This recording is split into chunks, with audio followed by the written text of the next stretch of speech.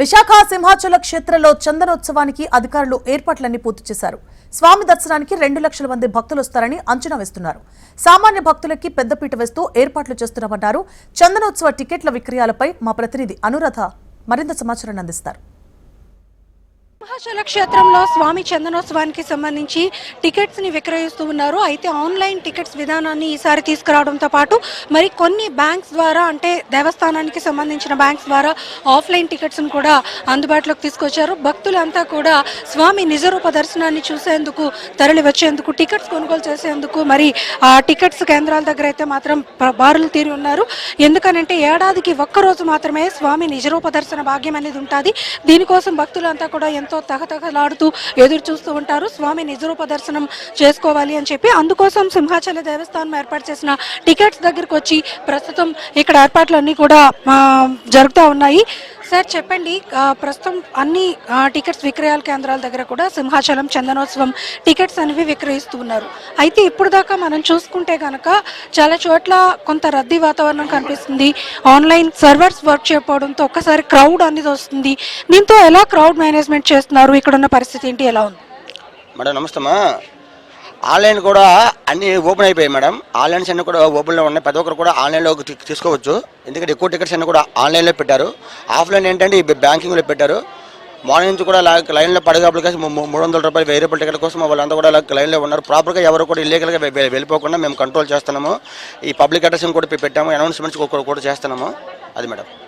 అంటే ఇప్పుడు ఆల్రెడీ కొన్ని చోట్ల సర్వర్స్ పనిచేయట్లేదు, వీళ్ళు ఆన్లైన్లో డబ్బులు కడితే అవి రావట్లేదని ఇక్కడ కొంతమంది వచ్చి వాళ్ళందరినీ సంప్రదిస్తున్నారు. కొంత గందరగోళమైన పరిస్థితి ఉంది.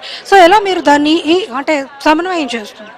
అది నిన్న జరిగింది మేడం. నిన్న విషయాన్ని మన యువ దృష్టికి తీసుకెళ్లారు. యువ గారు కూడా దాన్ని రెక్టిఫై చేసి ఈ రోజు మాత్రం అలాంటి ప్రాబ్లం ఏం లేదు మేడం. ఈ రోజు ఆన్లైన్ కూడా ఓపెన్ అయ్యాయి. ప్రస్తుతం అంతా బాగానే ఉందా? ప్రస్తుతం అంతా బాగానే ఉంది మేడం. లైన్స్ ఏ ఇబ్బంది లేకుండా, ఆ భక్తులకు ఇబ్బంది లేకుండా ఈ టెంట్లు కూడా వేయిస్తున్నాయి మేడం. అంతా కంట్రోల్ చేస్తున్నాం. ఇది ఇక్కడ మొత్తానికి టికెట్స్ విక్రయం చేసే దగ్గర రద్దీ అయితే మాత్రం చాలా ఎక్కువగా ఉంది. ఆఫ్లైన్స్లో కూడా టికెట్ సేల్ అనేది పెట్టారు. 1000 రూపాయల టికెట్లు ఆల్రెడీ అయిపోయి 300 రూపాయల టికెట్లు అయితే మాత్రం అవైలబిలిటీగా ఉన్నాయని చెప్పి వాళ్ళైతే మాత్రం చూస్తూ ఉన్నారు. అయితే ఒకసారి ఇక్కడ భక్తులు కూడా ఉన్నారు. అంటే చందనోత్సవం టికెట్స్ని కొనుగోలు చేసేందుకు వచ్చిన భక్తులంతా కూడా లైన్లో ఉన్నారు. ఒకసారి వారితో మాట్లాడదాం. సార్, ఆల్రెడీ మీరు ఇంతకుముందు ఎప్పుడైనా చందనోత్సవంకి వచ్చారా? టికెట్స్ కోసం లైన్లో ఉన్నారు కదా, కొంత ఇబ్బంది ఉంది, ఆన్లైన్స్లో అంత వేగంగా అవ్వట్లేదు అని అంటున్నారు. మీకు వేగంగా అవ్వట్లేదు. ఆన్లైన్లో కూడా 10 నిమిషాలు ఓపెన్ చేస్తారు, క్లోజ్ అయిపోయింది. బ్యాంకులో కూడా ఇప్పుడు 8:30 గంటల నుంచి మీరు లైన్లో ఉన్నాం. 8 గంటల నుంచి లైన్లో ఉంటే ఇప్పుడు 10:30 అయిపోతుంది, అప్పుడు క్లోజ్ అని చెప్తున్నారు. అప్పుడు ఓపెన్ చేసి 2 నిమిషాలకు 1000 రూపాయల టికెట్ క్లోజ్ అంటున్నారు. 300 రూపాయల టికెట్ తీసుకోమన్నారు. నిన్న మొన్న కలిపి 400 టికెట్లు ఇచ్చేవారు. ఇప్పుడు 2 టికెట్లు ఇస్తున్నారు. ఫ్యామిలీకి 4-5 వెళ్తుంటే 2 టికెట్లు ఇస్తుంటే ఇంక 2 టికెట్లకి మళ్ళీ వేరే లైన్ కట్టాల్సి వస్తుంది. ఇది చాలా ఇబ్బంది. 3 రోజుల నుంచి ఎలా ఇబ్బంది అవుతుంది. 10:30 అయితే అకౌంట్ క్లోజ్ అయిపోతుంది. మొత్తం దుకాణం అంతా కట్టేస్తున్నారు అందరూ. గతంలో కూడా కొంత పెట్రోల్ బంకుల్లో కూడా ఆన్లైన్ టికెట్ 300 రూపాయలు 500 రూపాయలు టికెట్లు ఇస్తే గోపాలపట్ట పెట్రోల్ బంకు, మన గోశాల ధర పెట్రోల్ బంకుల్లో కూడా మన టికెట్లు ఇచ్చేవారు.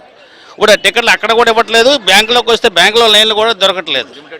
లిమిటెడ్ టికెట్లు ఇస్తానంటే ఈ లిమిటెడ్ టికెట్లు అంటే ఎంతమందికి ఇస్తారు, ఎంతమంది చేస్తారు, ఎన్ని రోజులుగా తిరగమంటారు. ఇక్కడ లైన్లు కట్టుకొని పనులు మానుకొని కూర్చొని ఉద్యోగాలు సెలవులు పెట్టుకొని కూర్చొని లైన్లు కట్టవలసి సీనియర్ 60, 70, 80 సంవత్సరాలు కూడా లైన్లు కాయవలసి వస్తుంది.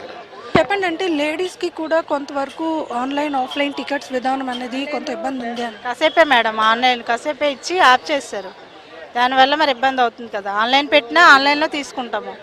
ఇప్పుడు ఇలా నించొని ఇంతసేపు రిస్క్ కదా. ఇప్పుడు ఏజ్ అయిన వాళ్ళు ఉన్నారు, వాళ్ళు ఎండలో అట్లలో ఉన్నారు, కళ్ళు అవి తిరుగుతాయి కదా. అదే మేడం, ఆన్లైన్లో కొంచెం ఎక్కువసేపు ఇవ్వాలి, ఎక్కువ టైం కేటాయించాలి. తర్వాత ఇప్పుడు ఇంతకుముందు ఇచ్చేవారు కదా పెట్రోల్ బంక్స్లో, అట్లా ఇచ్చేవారు. అలాగా ఎక్కడ మీకు అనుకూలంగా ఉంటే అక్కడ ఇస్తే మాకు కూడా తీసుకోవడానికి కూడా అనుకూలంగా ఉంటుంది. వస్తామండి, ప్రతి సంవత్సరం వస్తాం మేడం, ఒక 2-3 సంవత్సరాల నుంచి. ఇది ఇక్కడ భక్తులంతా కూడా ఒకటే మాట చెప్తున్నారు. చందనోత్సవం రోజు స్వామిని దర్శించుకొని మేమంతా కూడా తరించాలని ఎంతో ఆసక్తిగా ఎదురు చూస్తూ ఉంటాము స్వామి నిజరూప దర్శనం కోసం.